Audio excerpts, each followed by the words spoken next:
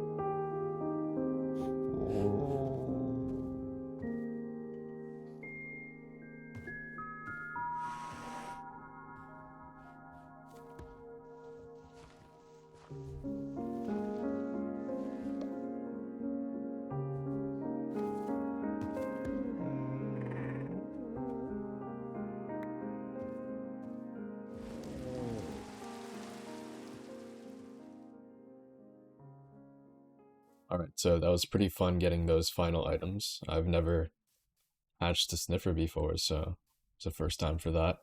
So now that we've got all our materials, I can start finishing up what I didn't finish in the last video. So as of right now, there is no backside to these two mountains, and I also didn't do an interior for this house.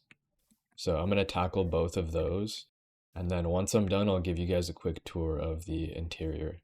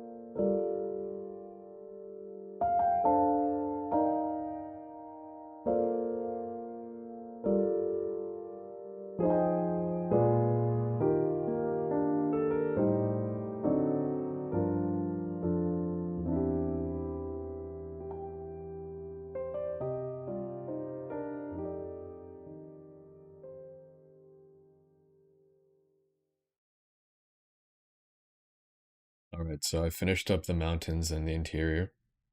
I've added a few small details outside and on the house. So just over here we have some flags, and then I revamped the smoke on top as well.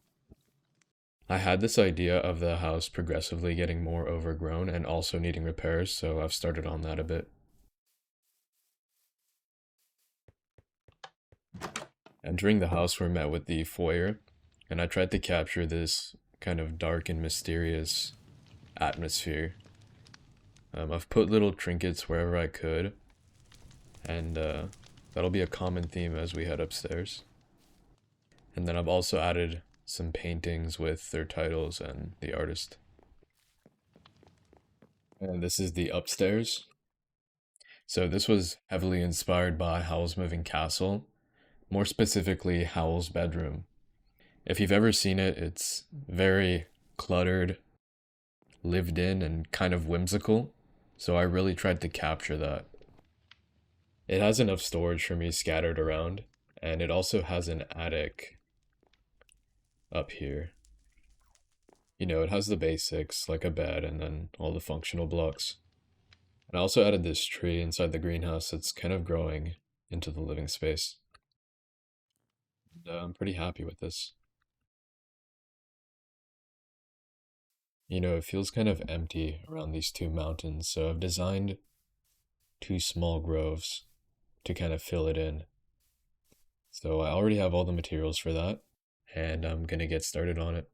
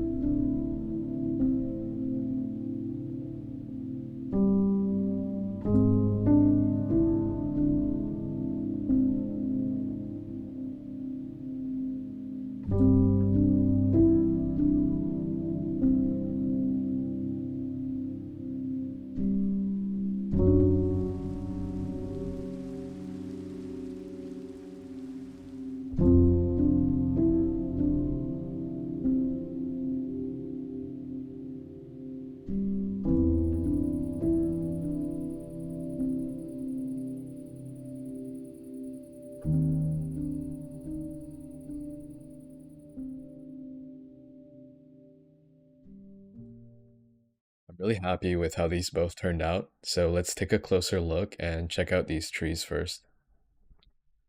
These trees are inspired by the Kitayama cedar, which can be found in the mountains of North Kyoto. Farmers will prune the side branches and plant the trees really close together so that they can compete for sunlight, which then causes them to grow upwards. And that's how they achieve this tall and almost perfectly straight trunk. I've detailed it with some foliage, and I also created this beam of light.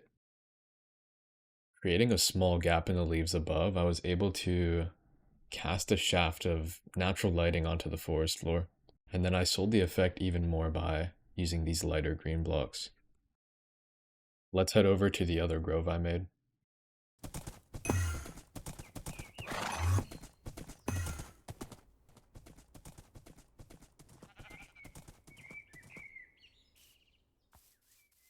Alright, so I'd say these trees kind of resemble pines.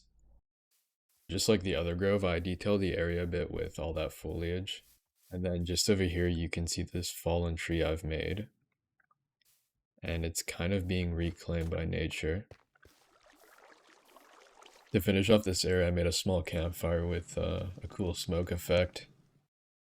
Now that I've finished both of those groves, there's still a couple things I want to add. So just over here, I'm envisioning a really dense forest that's leading down to the water. So let's bring that idea to life.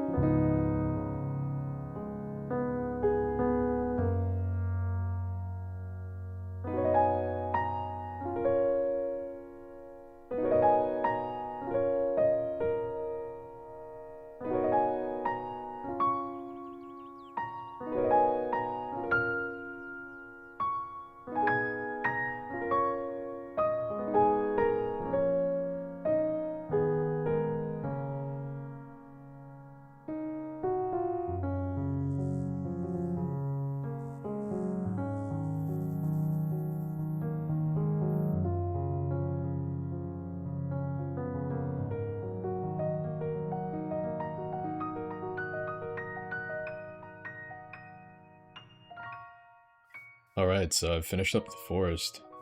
Off the jump, we've got these tall trees with dense branching and also high canopies. Let's uh let's enjoy and take in the area, and I'll point out some things as we go along. So there's lots of foliage and small little details scattered around, like using the top of an azalea bush to get a textured lighter green. So this path kind of leads you on an adventure, heading underneath this kind of fantasy style dead trunk.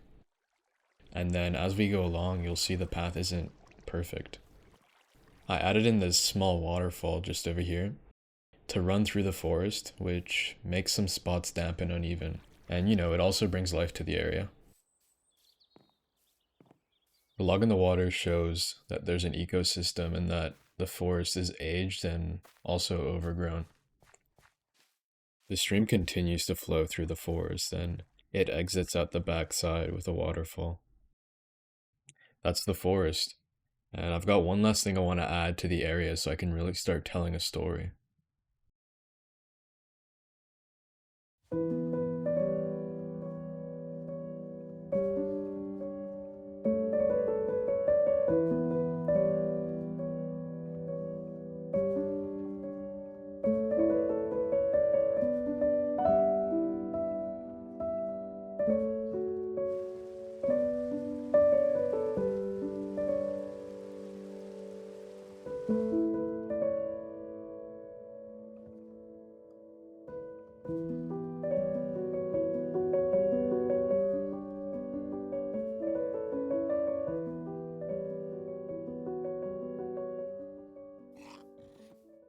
This is uh this is the first time I've made a boat in Minecraft, and it was inspired by some concept art I found online that was developed for Lord of the Rings. More specifically, a corsair ship for Umbar. They're meant to look dangerous, very sleek, and very fast. And although it isn't completely accurate, I focus mainly on achieving the silhouette. So that'll be where I end things off. I'm really happy with how everything turned out. I'm slowly going to build up this area so it feels alive. I really do appreciate all of you who watch. I'm grateful for all the support. Take care, and I'll see you all later.